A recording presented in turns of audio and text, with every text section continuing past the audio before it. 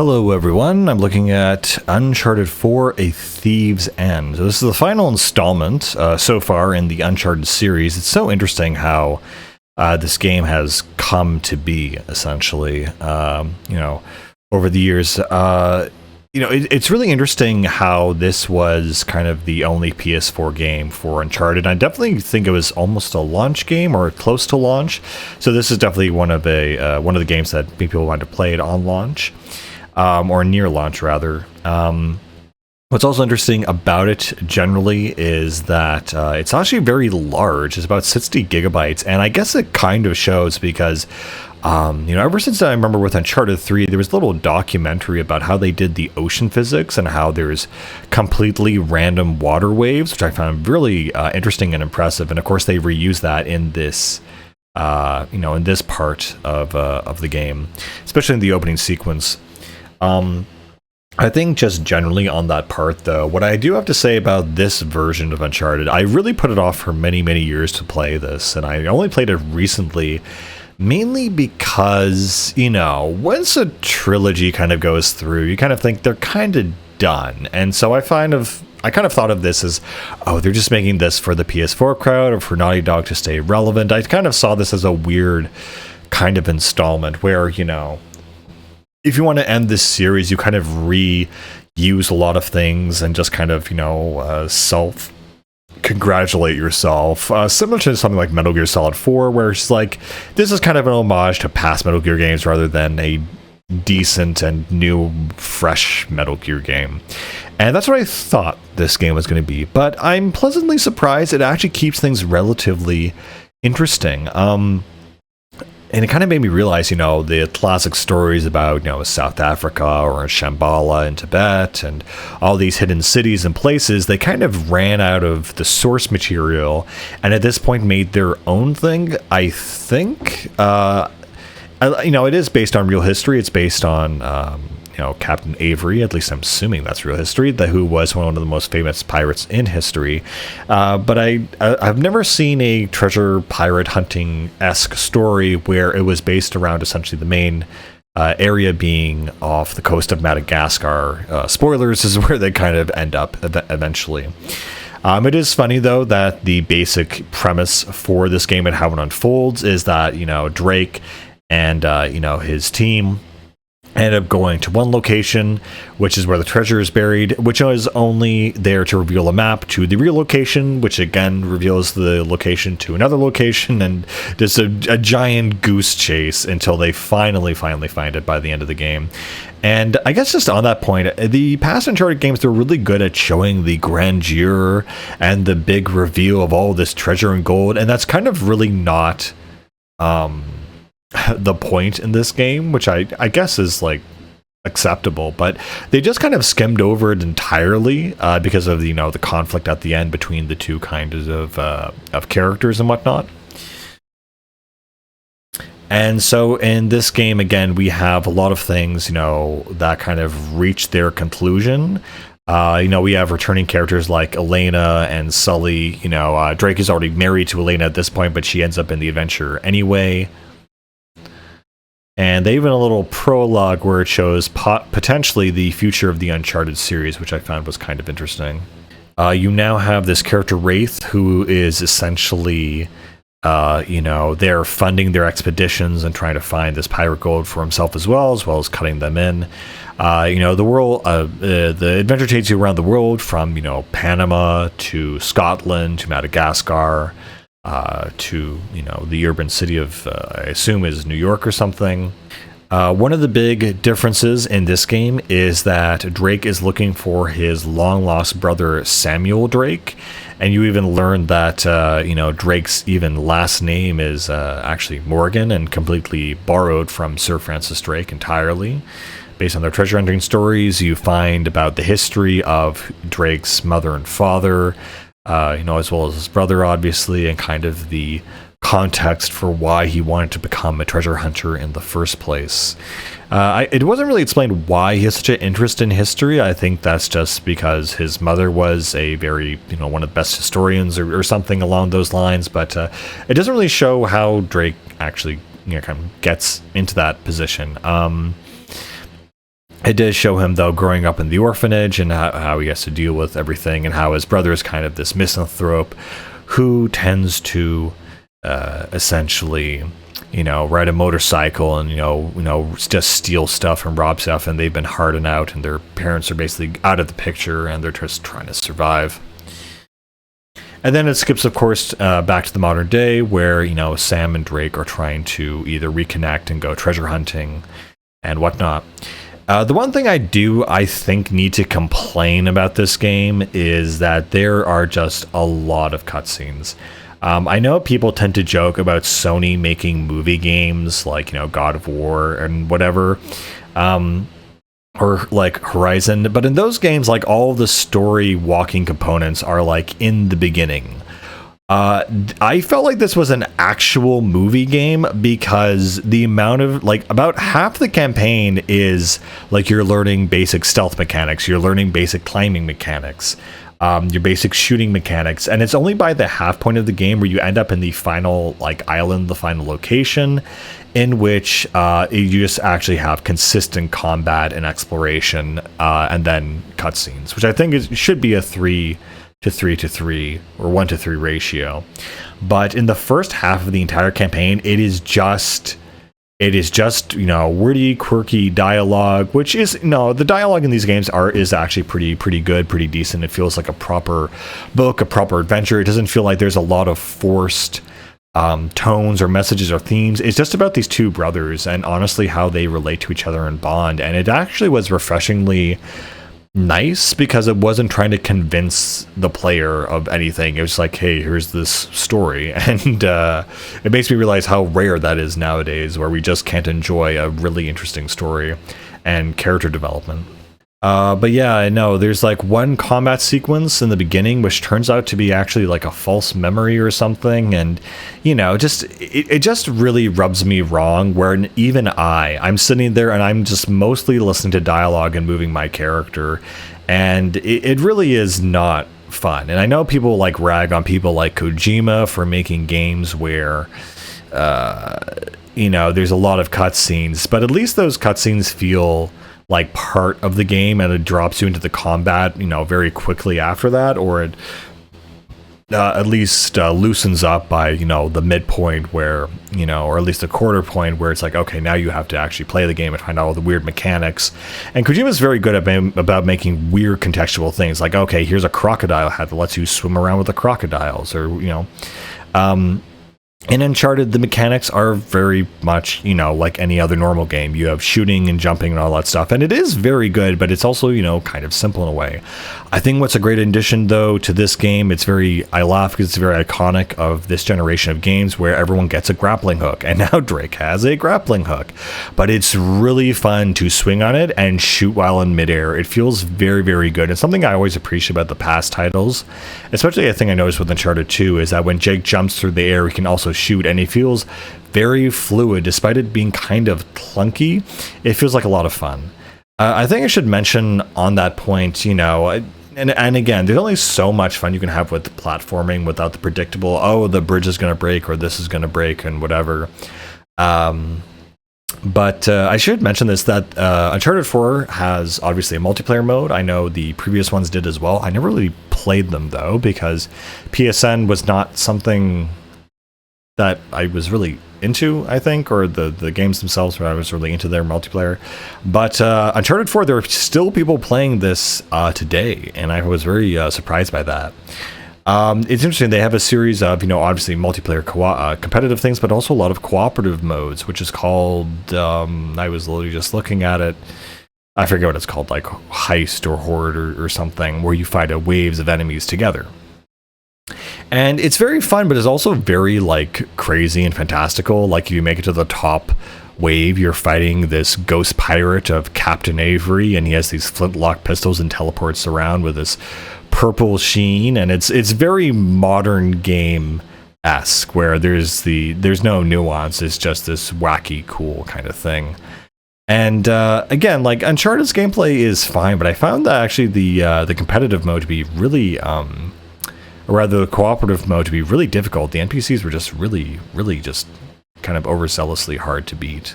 Again, in this kind of game where you're watching mostly cutscenes, it really depends on the game to have good dialogue and good chemistry between the characters, which it does, which is absolutely great and wonderful, frankly. And it was just really refreshing as well.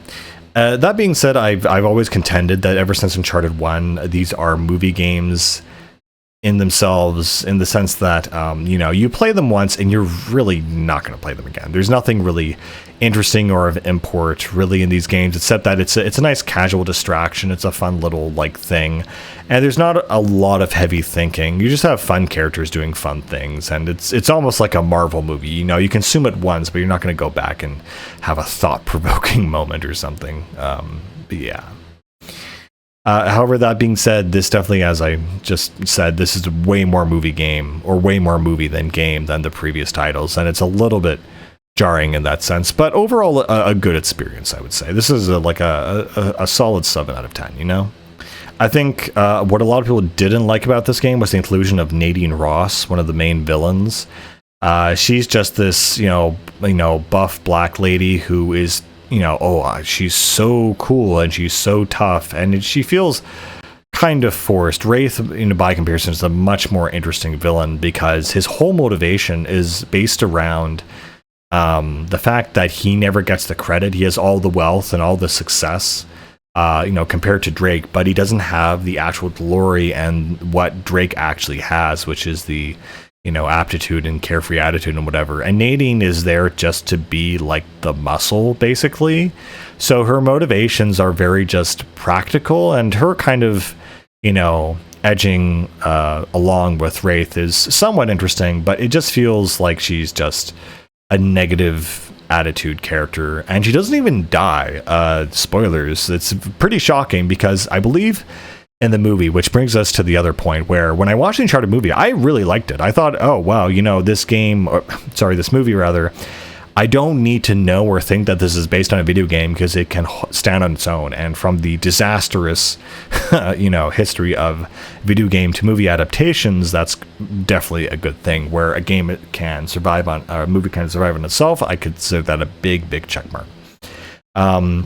What I was pleasantly surprised to see is that they did not borrow or steal from the game.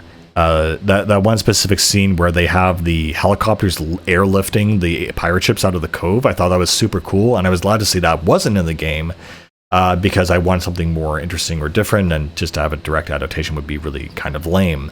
That being said, though, as you're probably thinking in the back of their brain, for those who have seen the movie, the Uncharted movie and this game, in quotations, is very, very similar. They are essentially almost same in story beats and almost locations, but it's pretty much the same kind of story, almost.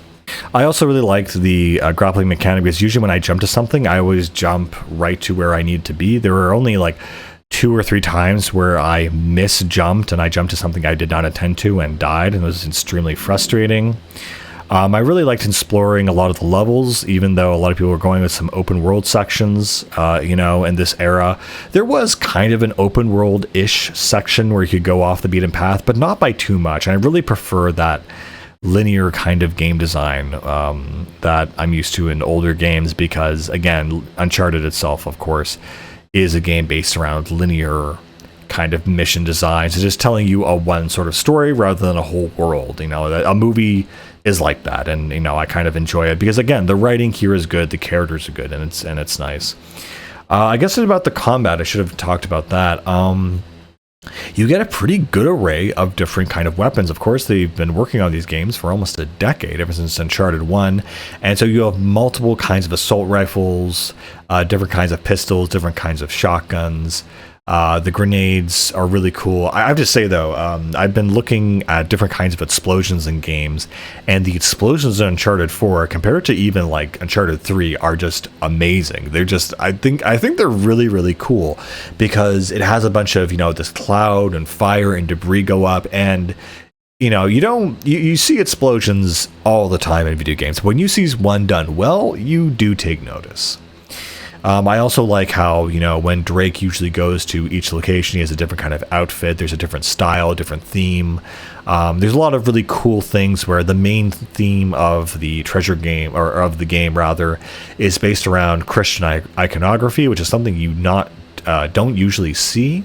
And it gets into a little bit more nuanced kind of part of the Christian lore, if you will, which I find was, again, really interesting and kind of nuanced in that aspect, and really nice to see. You get everything from different magnums, grenade launchers. When you're in a firefight and things are going off, especially near the end of the game where the firefights are just absolutely crazy, it feels super, super chaotic. There's guns going off, echoes, people shouting. The enemy will yell when you're out of ammo, when you're reloading, when they're charging, all that good kind of old school AI stuff that game developers would brag about, saying, oh, our enemy is so intelligent, and so to speak. But yeah, at the end of the day, Uncharted tells a very simple story about, this treasure hunt and going from place to place and following the clues and, the enemy on their tail, and they're all racing, to the end of the treasure, and it turns out to be something else, and they get redirected, and, Drake has to fight between the loyalties to the treasure hunt, to his wife, and to his brother now. And so you have all these competing different motivations and character interest points, and it was really enjoyable. I would say it's not, derivative. I would expect it to be bad and derivative and just be a mishmash of the old games, but no, really, it really was not that. It was its own unique thing, even though I did feel it did actually go on for a little bit too long. That's the only complaint I could really give to this game. It was just a bit long, and maybe some things could be cut out or streamlined, but overall it was a good experience. The other thing I really like about it is the set pieces and the graphics. I know this is maybe something that people don't really talk about now because graphics have kind of plateaued, but there are a lot of really breathtaking scenes, especially the jungle missions. Of this one kind of mountain that looks like a giant dragon's head or something that they're all kind of going towards. You have these, different sunsets, the ocean. There's a lot of very just beautiful scenes. The graphical style and the nature and the attention to the environment is really super immersive. And from a technical aspect, it's really amazing and surprising. And I really, really enjoyed actually just going and taking screenshots of the environment because they were so kind of immersive and interesting. But yeah, this game, Drake kind of goes on his quote-unquote last adventure. I was expecting, just from the cover art of Drake standing in the dark forest with his head down, I was expecting like him to die in this game, honestly, or someone to die, or, I guess I'm spoiling it now, but nothing bad really happens. Like, there's no big consequence for Drake going on this final journey, and it doesn't really seem like a thief's end. It seems like a thief's retirement, if anything. Drake settles down with his wife, and they have a daughter, and that kind of leads us to think about the future of the series, about what it might look like down the line. It's also really interesting to see that one of my favorite parts of this game was a funny little meme aspect where Drake essentially is fighting with Elena, who does the dishes, and basically he's like, well, if I beat you at your little video game thing, and the game actually makes you play Crash Bandicoot 1, and it's actually pretty fun. It's a fun little immersion, little nod-off thing, kind of like, it's been like how many years of Naughty Dog, and so it's kind of nice to have that little kind of aspect of a little slice of the old games and the modern games, which is something I've actually talked about in another video. But yeah, there's not much else to say. The characters, the writing, everything is here what you'd expect of a proper Uncharted game. It does not self-congratulate itself at all. It delivers a long and intense, action-packed adventure, movie-esque thing. And, it's just a fun, overall good experience. Nothing, again, super groundbreaking, but what you'd come to expect of the Uncharted series is still here, and Naughty Dog put a lot of love into this, obviously, to still, keep it going and keep it good. Anyway, guys, with all that said, I think that's kind of the Uncharted, end, and I'm not really interested in playing another one of these, maybe like a different IP from the same studio, but this is kind of where it ends, and I feel it's an appropriate kind of thing. tonally, again, it doesn't feel like an end. I feel like Drake could even go on another adventure even after this, but this is kind of where we leave off with our beloved characters, and they give them a proper send-off, and that's really hard to do, I think, in any kind of video game story, and I'm glad to see that they at least did it decently in this one. Anyway, guys, that's all I have to say. I will see you later.